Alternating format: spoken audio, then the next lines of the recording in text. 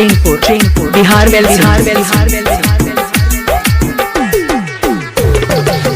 नइखी बोलत धन तोहरा से झूठ हो, नइखी बोलत धन तोहरा से झूठ हो।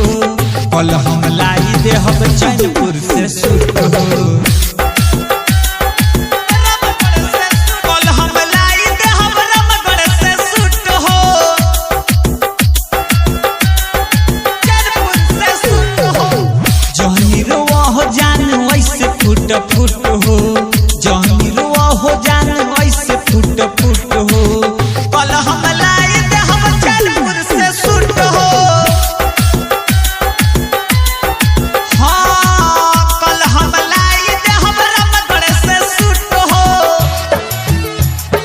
चैनपुर से सूट हो। सजाद दीवाना रामगढ़ से सूट हो।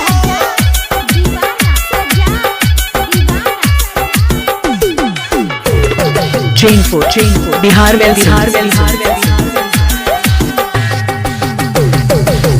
धनी हो तोहरा से करी बड़ी प्यार हो, भोरे न कर दे हम तोहके इंतजार हो, तोहके इंतजार हो, तोहके इंतजार हो।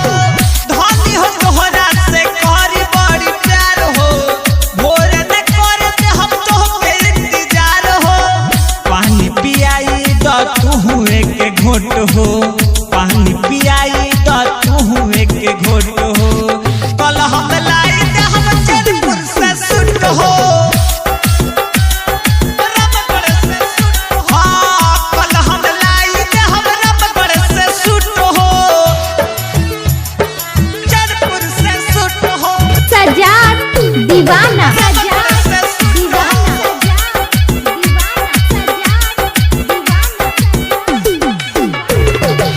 चैनपुर बिहार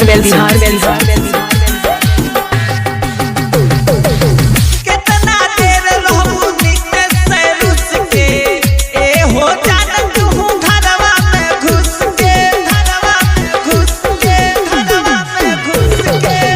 कितना देर रहबू नीचे से रुस के, ए हो जान तू घरवा में घुस के। धनु अनुराग ए धानी, धनु अनुराग दिल बड़ी छूट हो। कल हम लाई देहब चैनपुर से सूट हो, रामगढ़ से, हाँ हाँ कल हम लाई देहब रामगढ़ से सूट हो, सजाद दीवाना चैनपुर से सूट हो। चैनपुर बिहार